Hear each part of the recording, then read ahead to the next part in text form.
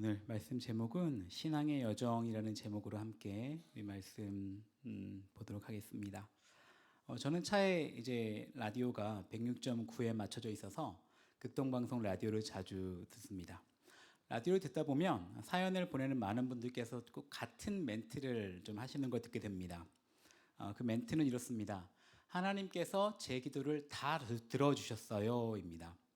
처음에 몇 번 들을 때는 그래, 하나님께서 우리의 기도를 들어주시니 얼마나 감사한가, 또 신앙생활하면서 우리 기도가 응답되는 일이 얼마나 많은가, 그 감사한 의미를 담아 이렇게 고백하는 것도 참 의미가 있다라고 생각하였습니다. 그런데 이 멘트가 너무 많은 사람들을 통해 고백되어지는 것을 보면서 의문이 들었습니다. 정말 하나님께서 우리의 기도를 다 들어주시나? 다른 사람을 보기 전에 저 자신을 먼저 돌아봤을 때 제 기도를 들어주시지 않은 것이 너무나 많습니다. 물론 하나님께서 제 기도에 들어주신 것을 굳이 다 열거하자면 셀 수 없습니다. 너무나 많습니다. 그런데 우리가 드렸던 그 간절한 기도했던 것들을 몇 가지 떠올려 보면 하나님께서 들어주시지 않은 기도가 꽤 많음을 알 수 있습니다. 실제로 지금 저와 함께 살고 있는 분은 제가 결혼을 위해 가장 기도를 많이 했던 분은 아닙니다. 네, 그분이 여기 없기 때문에 편하게 말씀드릴 수 있습니다. 저는 저의 친가와 외가를 통틀어서 저희 부모님이 각각 7남매이신데요. 저희 사촌들까지 다 포함해서 남자 중에서는 제가 첫 믿음입니다. 고모 두 분만 신앙생활을 하고 계신데요. 저는 저의 부모님 역시 아직 구원으로 인도하지는 못했습니다. 제가 가장 많이 기도했던 기도 제목인데 말이죠. 우리 수원 아름다운 교회는 어떤가요? 제가 우리 교회에 와서 정말 놀라운 것 중에 하나가 있는데요. 그건 바로 주차장이었습니다. 주일에만 200명이 넘는 이제 우리 성도님들이 예배를 드리시는데 주차장 가능 주차 수가 아주 전문용어로 이빠이 집어넣으면 교회차 2대 빼면 5대 될까요? 그런데 제가 더 놀라운 것 바로 옆으로 좀 갔더니 차단기가 열리는 거예요. 이게 더 놀라웠습니다. 제가 이제 서울에서 주로 이제 살면서 서울에서 일을 하기 때문에 상상할 수도 없는 일을 저는 매주 놀라고 있습니다. 물론 하나님께서 응답해 주실 것을 믿고 우리가 주차장을 위해 기도하고 있습니다만 아직까지는 응답해 주시지는 않은 것 같습니다. 이런 일들이 그저 좀 안타까운 또는 이렇게 한번 웃을 수 있는 이야기일 수는 있습니다만 우리가 이제 교회에서 이렇게 신앙생활 하다 보면 자녀를 먼저 하늘나라로 보내는 일을 심심치 않게 경험합니다. 또는 배우자를 갑자기 떠나 보내는 일을 경험하는 분들도 계시고요. 또는 어린 자녀를 두고 부모님이 먼저 하나님의 부르심을 받는 경우도 봅니다. 이분들은 기도를 안 해서 그랬을까요? 아니면 어떤 죄가 있어서 하나님이 먼저 데려가신 걸까요? 무언가 잘못돼서 그런 일이 벌어진 거겠습니까? 하나님께서는 누군가의 기도는 다 들어주셨다고 하는데 왜 누군가의 기도는 안 들어주시는 걸까요? 오늘 본문은 한낱 변방의 이스라엘에 사는 한 족장이었던 야곱이 당대 최강국이었던 애굽의 바로를 만나고 한 말입니다. 바로가 야곱에게 네 나이가 몇이냐라고 묻습니다. 그러자 오늘 본문이 야곱의 대답입니다. 같이 다시 한번 읽어볼까요? 우리 47장 창세기 47장 9절입니다. 같이 시작. 야곱이 바로에게 아뢰되 내 나그네 길의 세월이 130년이니이다. 내 나이가 얼마 못 되니 우리 조상의 나그네 길의 연조에 미치지 못하나 험악한 세월을 보내었너이다 하고. 여러분, 야곱이 누구입니까? 믿음의 조상 아브라함의 손자입니다. 이스라엘의 역사에서 가장 중요한 12지파가 바로 야곱의 아들들로 이루어집니다. 야곱은 자신의 형 에서와 함께 태어난 쌍둥이 동생이에요. 하지만 그는 욕심이 참 많았고 장자권을 팥죽으로 얻어냅니다. 기어이 그는 이삭이 장자에게 주는 축복을 가로채고선 도망을 치게 됩니다. 그렇게 도망하던 길 베델에서 하나님을 만나게는 되지만 그는 외삼촌 라반의 집에 가서 20여 년간 고생하며 지내게 됩니다. 그 시기가 고생만 있던 것은 아닙니다. 라반의 딸 레아와 라헬을 아내로 얻고 11명의 아들을 얻습니다. 그렇게 타지 생활을 마치고 어렵게 고향으로 돌아오게 된 야곱은 하나님의 놀라운 역사하심으로 거부가 되어 돌아오게 됩니다. 돌아오던 길에 야곱은 라헬에게서 12번째 막내 아들 베냐민이 태어나는 기쁨을 맛보려는 그때에 그만 자신이 가장 사랑했던 라헬을 먼저 하늘나라로 보냅니다. 자신의 형 에서가 자신을 죽일까 두려웠던 야곱은 하나님의 천사와 씨름해서 이기고 이제는 내 이름을 야곱이라 부르지 않고 이스라엘이라 부를 것이다 라는 말씀을 받습니다. 이스라엘은 바로 네가 하나님은 물론 사람들과도 겨루어 이겼다는 의미입니다. 하나님의 은혜 가운데 형과 화해를 하고 가나안 땅 헤브론에 정착합니다.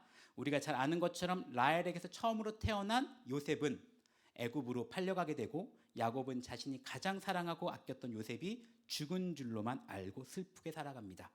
그렇게 대략 13여년이 지나서 야곱은 애굽의 총리가 된 요셉을 만나고 오늘 본문에서 바로 앞에 선 것입니다. 그야말로 그의 고백처럼 험악한 세월을 보냈습니다. 우리 교회는 지금 성경 통독을 하면서 욥기를 읽고 있습니다. 욥은 어떠합니까? 욥기 1장 1절은 아주 명확하게 말씀합니다. 우리 같이 한번 욥기 1장 1절을 읽어보겠습니다. 우스라는 곳에 욥이라는 사람이 살고 있었다. 그는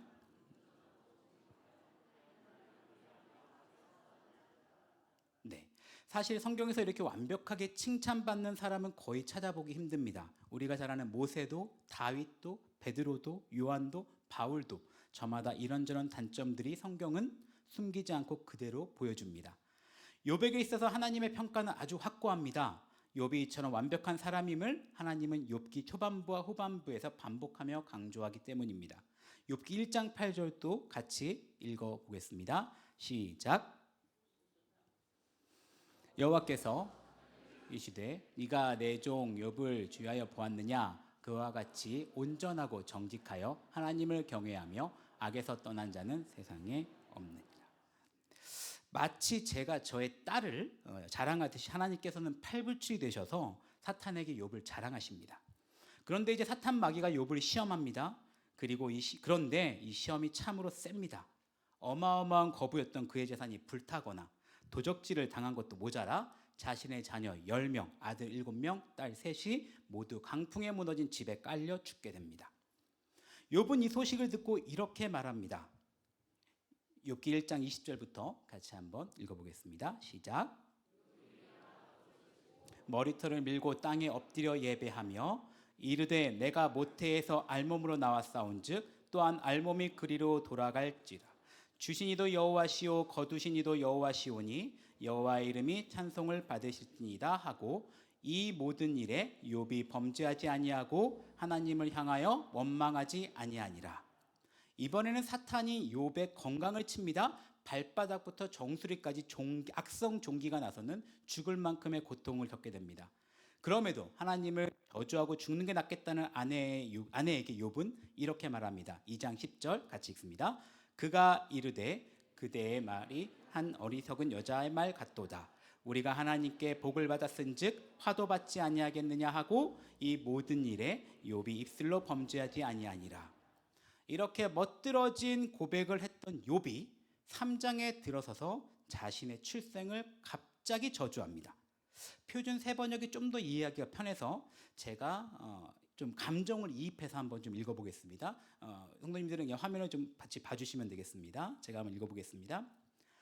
내가 태어나던 날이 차라리 사라져버렸더라면, 남자아이를 배웠다고 좋아하던 그 밤도 망해버렸더라면, 그날이 어둠에 덮여서 높은 곳에 계신 하나님께서도 그날을 기억하지 못하셨더라면, 아예 그날이 밝지도 않았더라면, 그 밤이 아무도 잉태하지 못하는 밤이었더라면, 아무도 기쁨의 소리를 낼 수 없는 밤이었더라면, 어머니의 태가 열리지 않아 내가 태어나지 않았어야 하는 건데, 그래서 이 고난을 겪지 않아야 하는 건데, 어찌하여 내가 모태에서 죽지 않았던가? 어찌하여 어머니 배에서 나오는 그 순간에 숨이 끊어지지 않았던가? 어찌하여 나를 무릎으로 받았으며 어찌하여 어머니가 나를 품에 안고 젖을 물렸던가? 그렇게만 하지 않았더라도 지금쯤은 내가 편히 누워서 잠들어 쉬고 있을 텐데, 어찌하여 하나님은 고난당하는 자들을 태어나게 하셔서 빚을 볶게 하시고 이렇게 쓰디쓴 인생을 살아가는 자들에게 생명을 주시는가? 이런 사람들은 죽기를 기다려도 죽음이 찾아와 주지 않는다. 그들은 보물을 찾기보다 죽기를 더 바라다가 무덤이라도 찾으면 기뻐서 어쩔 줄 모르는데, 어찌하여 하나님은 길 잃는 사람들을 잡아 놓으시고 사방으로 그 길을 막으시는가? 밥을 앞에 놓고서도 나오니 탄식이요, 신음소리 그칠 날이 없다. 내게는 평화도 없고 안정도 없고 안식마저 사라지고 두려움만 끝없이 밀려온다. 어떠십니까? 지금 이 통한의 외침이 하나님께서 그토록 의롭다고 자랑하시는 욥에게서 나오는 말이 맞습니까? 어찌 하나님을 경외하는 자가 자기 자신의 태어남을 저주하며 차라리 태어나지 말았어야 한다고 외친단 말입니까? 어찌 어머니의 태가 열리지 말았어야 한다고 말합니까? 마치 요즘으로 따지면 낙태법을 빨리 통과시켜달라는 말과도 비슷해 보이지 않습니까? 그런데 여러분, 사실 이게 우리 신앙의 여정입니다. 우리가 믿음 생활을 하다 보면 하나님께서 우리에게 정말 많은 은혜를 한량없이 부어주십니다. 만남의 축복을 주시고, 건강의 복도 주시고, 물질의 복도 주시고, 지혜도 주시고, 합격, 승진의 복도 주십니다. 이럴 때 우리는 정말 하나님이 살아계심을 만끽하며 행복한 삶을 살아가게 됩니다. 그런데 말입니다. 우리의 신앙생활에서 절로 이러한 고백이 나올 때도 있습니다. 하나님, 제게 왜 이러십니까? 하나님, 도대체 어디에 계십니까? 하나님, 제가 무엇을 잘못했기에 이러십니까? 하나님, 제 기도를 듣기는 듣고 계십니까? 하나님, 이제 그만 저를 하나님께로 데려가 주시면 안 될까요? 그런데 여러분, 반드시 우리가 기억해야 합니다. 임마누엘의 주님으로 오신 하나님, 예수님, 성령님은 바로 그때에도 우리와 함께 하십니다. 하나님은 결코 우리를 떠나지 않으신다는 말씀입니다. 하나님은 잠시 우리에게 안 보이는 것 같지만 하나님은 살아계셔서 우리와 함께 하십니다. 바로 이 사실을 믿는 자만이, 확고하게 믿는 자만이 욥처럼 외칠 수 있습니다. 왜 저를 태어나게 하셔서 이 고통을 주십니까? 차라리 태어나지 않는 것이 더 나은 것 아니겠습니까? 라고 말입니다. 욥기는 총 42장으로 구성되어 있습니다. 그중 거의 대부분이 욥의 친구들이라는 사람들의 이빠른 소리입니다. 그들은 계속 인과응보의 개념으로 네가 죄를 지었기 때문에 하나님이 벌을 주시는 것이야 라고 계속 잔소리합니다. 욥은 그들에게 지지 않고 맞받아칩니다. 나는 너희들이 말하는 것처럼 죄를 짓지 않았어. 나는 그저 하나님께서 왜 내게 이런 고통을 주시는지 알고 싶을 뿐이야. 그것만이라도 알면 내가 소원이 없겠다라고 말합니다. 우리는 신앙생활을 하면서 욥과 같이 사탄 마귀의 공격으로 큰 공경에 빠지기도 합니다. 또 내 죄로 인해서 하나님의 보호하심을 벗어나서는 큰 환난을 당하기도 합니다. 또 나와 가까운 가족 혹은 교회의 형제자매들에게서 상처를 받아 시험에 들 수도 있습니다. 그럴 때면 우리는 어떻게 해야 할까요? 욥처럼 하나님께 나아가야 합니다. 하나님께 답을 구해야 합니다. 하나님만 보며 살아내야 합니다. 욥기 13장에서 욥은 이렇게 고백합니다. 제가 표준 세번역으로 읽어드리겠습니다. 그러나 나는 전능하신 분께 말씀드리고 싶고 하나님께 내 마음을 다 털어내고 싶다. 하나님이 나를 죽이려고 하셔도 나로서는 잃을 것이 없다. 그러나 내 사정만은 그분께 아뢰겠다. 적어도 이렇게 하는 것이 내게는 구원을 얻는 길이 될 것이다. 심지어 욥은 19장에서 이렇게 외칩니다. 그러나 나는 확신한다. 내 구원자가 살아계신다. 나를 돌아보시는 그가 땅 위에 우뚝 서실 날이 반드시 오고야 말 것이다. 내 살갗이 다 썩은 다음에라도, 내 육체가 다 썩은 다음에라도 나는 하나님을 배울 것이다. 나는 그를 직접 뵙겠다. 이 눈으로 직접 뵐 때에 하나님이 낯설지 않을 것이다. 내 간장이 다 녹는구나. 제가 설교의 시작을 하나님께서 제 기도를 다 들어주셨어요 라는 고백에 대해 문제를 제기하며 시작했습니다. 왜냐하면 신앙생활은 그렇게 멋들어진 한 문장으로 간결하게 표현할 수 있는 것이 아니기 때문입니다. 우리의 인생사가 그렇게 가볍지 아니하며 그렇게 물 흐르듯이 지나지 않습니다. 저마다 책 몇 권은 쓸 정도로 참으로 많은 사연으로 가득 채우며 인생을 살아갑니다. 특히나 우리는 하나님의 은혜로 구원받은 자로 살아갑니다. 하나님이 우리의 버팀목이 되어주시고 우리의 아버지 되시며 선한 목자가 되어주심이 얼마나 감사한지 모릅니다. 그럼에도 오늘 함께 살펴본 야곱처럼, 욥처럼 우리의 인생도 참으로 험악한 인생이 되기도 합니다. 성경은 예수님을 잘 믿으면 그저 복받아서 평탄함을 산다고 말하지 않습니다. 오히려 좁은 길에 생명이 있다고 말씀하며 예수 그리스도의 남은 고난을 채우라고 말씀하시고 그리스도의 십자가를 지고 살아가라고 말씀합니다. 물론 그 인생은 이 세상에 내동댕이 쳐진 고아와 같은 삶이 아닙니다.